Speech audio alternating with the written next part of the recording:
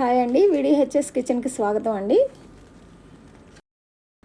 కారపూస చేస్తున్నానండి. ఇది కొంచెం ఎప్పుడూ చేసుకునే పద్ధతి కాకుండా ఇలా కూడా బాగున్నాయండి. ఒకసారి చేసి చూడండి.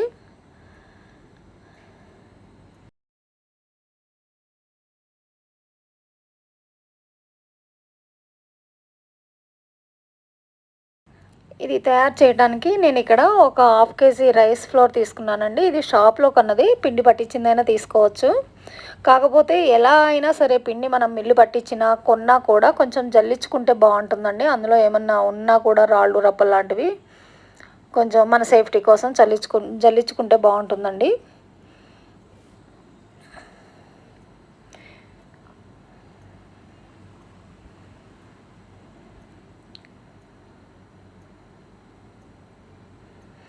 ఇప్పుడు నేను ఇంకొక హాఫ్ కేజీ పుట్నాలు తీసుకున్నానండి. ఈ పుట్నాలని మిక్సీ జార్లో వేసుకొని గ్రైండ్ చేసుకోవాలండి. మెత్తగా గ్రైండ్ చేసుకుంటే ఇదిగోండి గ్రైండ్ చేసుకున్నాను. దీన్ని కూడా ఒకసారి చల్లించుకోవాలండి.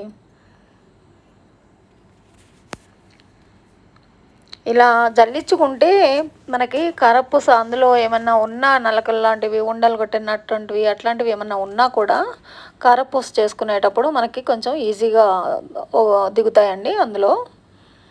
ఇప్పుడు నెక్స్ట్ అండి, ఇది శనగపిండి అండి. నేను ఆల్రెడీ జల్లించి పెట్టుకున్నాను. అది కూడా ఒక హాఫ్ కేజీ అండి. ఈ 3 కలుపుకున్నాను ఇందులో.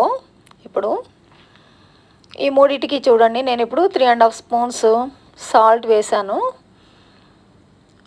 ఒక 4 స్పూన్స్ నేను కారం కూడా వేసానండి.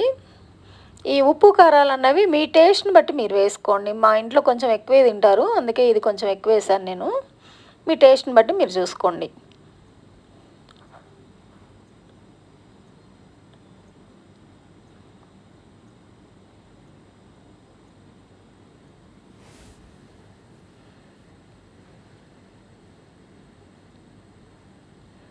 నెక్స్ట్ వామ్ అండి, హ్యాండ్ఫుల్గా తీసుకున్నాను.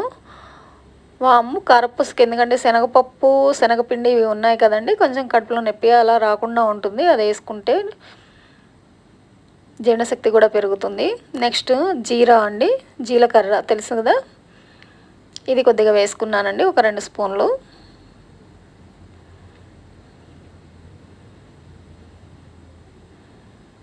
నెక్స్ట్ ఒక చిన్న గ్లాసు నువ్వులు తీసుకున్నానండి. ఒక టీ గ్లాస్ నువ్వులు అవి తీసుకున్నాను.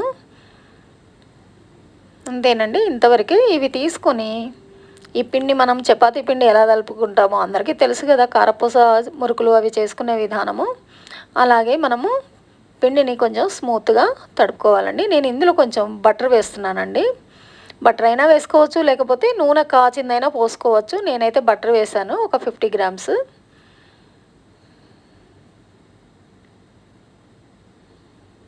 చూడండి ఇలా వచ్చిన తర్వాత అది తర్వాత వాటర్ వేసి కలుపుకుంటే మనకి కొంచెం క్రిస్పీగా వస్తాయండి.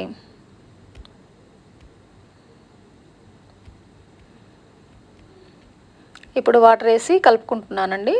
వాటర్ పోసి కలుపుకునేటప్పుడు మనం చపాతీ పిండిని ఎలా అయితే కలుపుకుంటామో అలాగే చూసి ఒక్కసారి వాటర్ పోస్తే పిండి జావ అవుతుందండి. కొంచెం చూసుకొని జాగ్రత్తగా పోసుకుంటూ కలుపుకోవాలి.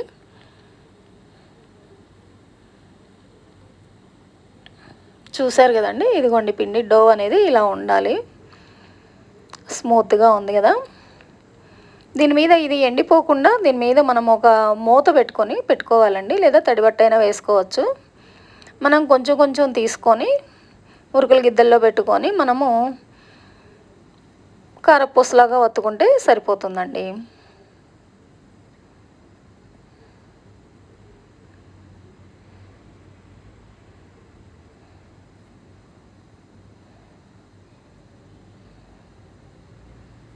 ఇదిగోండి మురుకులు